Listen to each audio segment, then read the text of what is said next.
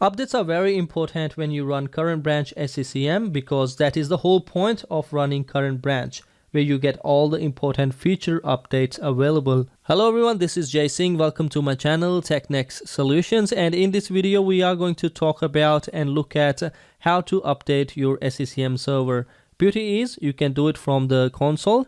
So if you open SCCM Server console, which is Configuration Manager console, and you click on Administration and then click on Updates and Services, any update available to your server, you will see it here.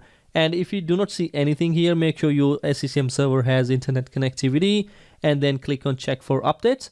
As soon as you do that, it might take a while, and then you will see any available update for your server, and then even you can refresh that as well. Alright, so as you can see that I have few updates available. I'm running current branch 1802. I have hotfix available 1802, 1806, 1810. And today I'm going to update it to 1810. So if you you have that Microsoft provided you the link here. If you copy that link and then open that link in your browser, and then it will give you the information about 1810. Alright, so as you can see here, update 1810, it is available for 1710, 1802, 1806, which means I do not have to go to 1806 from 1802 to receive 1810, or you do not have to go from 1710 to 1802 and then 1806 or then 1810. So directly, if you're running 1710, 1802, 1806, you can receive this update in your console. Apart from that, you have the checklist as well. If you click on that link here, checklist for installing update 1810, it will open a new page for you where it will show you. So it will also tell you that if you have different sites, and you have to apply 1810 at the top level first, and then you can follow along in your hierarchy. Okay. And apart from that, this checklist has ADK information, SQL Server netting client information, which is quite big at the moment. I think you will see warnings about it in your SCCM if you have not updated this one yet, and you can follow that link. It will show you more information here. So let's go back to our SCCM server, and as you can see that 1810 I have already done prerequisite check. It says prerequisite check passed with warnings.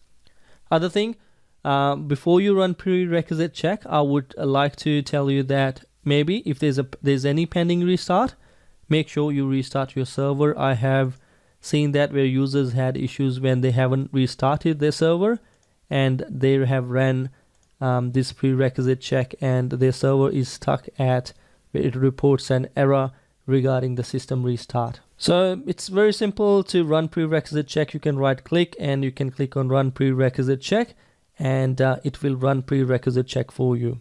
For me, it took about half an hour to do that, and it depends on your infrastructure and your hardware. So if I click on show status, I would like to show you the warnings, and the first warning that I will show you is the SQL Server native client version. You can ignore that or you can update that.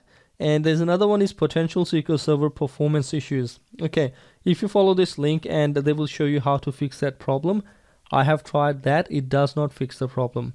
Okay, and when I went there, and I also had a look at here on GitHub. So here you can see that the problem is still there and hasn't been resolved. I'll leave this link for you in the description of this video.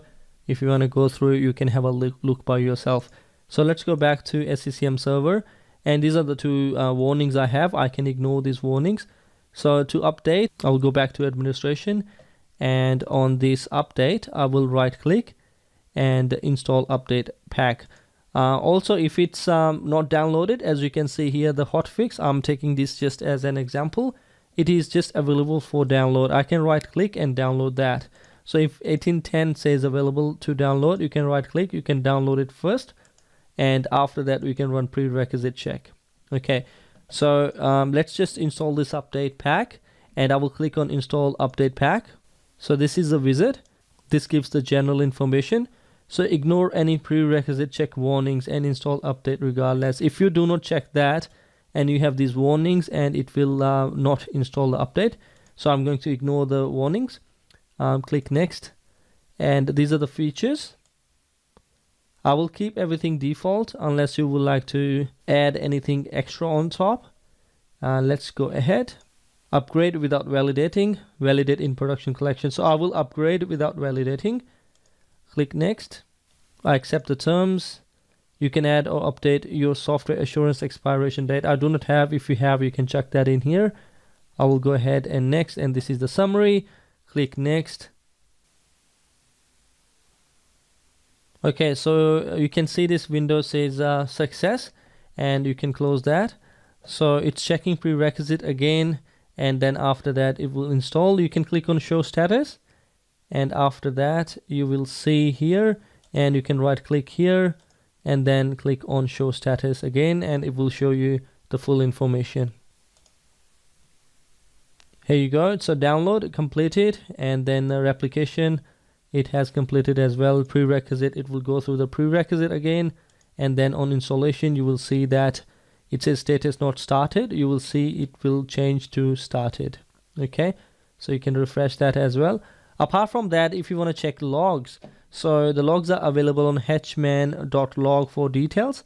So let's just minimize this. So if you browse to sms_tek or sms_your site name and double click on that, and in logs folder, and if you open log and then hetman, or this is a log file you would like to read.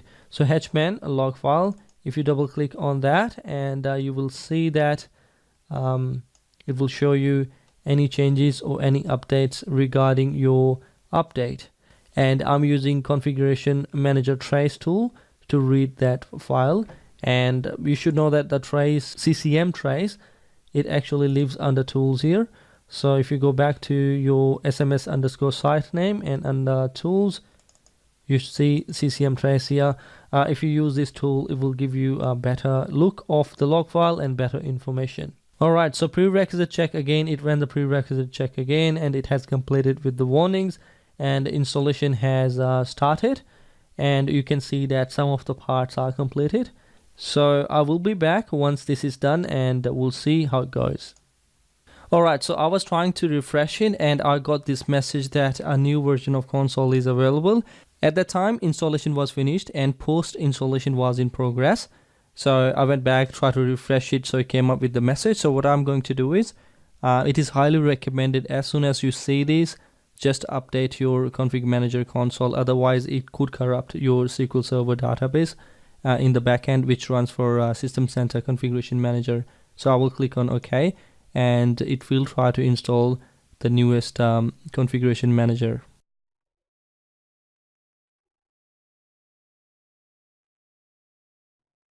Okay, so newest version of System Center Configuration Manager console is installed, and I've got this message, a new update is available for Configuration Manager. So I will click OK on that, and let's have a look at what new update it is talking about. I'll go to Administration and Update and Servicing. So here's the new update. So as soon as I installed 18.10, and there's another update available, which is 18.10 hotfix rollup. And if I click on Configuration Manager 18.10, which is installed, you can right click, and or instead of right click, I will select that, click on show status on the right hand bottom corner, and right click and show status. So it will show us actually the steps it has followed. And post installation is still turning on some features. It says not started yet. So please reopen Configuration Manager console to see the new features, and also you can check hetman.log, which sits on your SCCM server. So I will cancel that, and I will restart my System Center Configuration Manager console. And hotfix rollup, that's very interesting, and I can have a look at that installing this one, but I will do it on my own maybe later. So if you feel like this video is informative for you, give this video a thumbs up and show your support by subscribing to my channel. I will see you in the next video.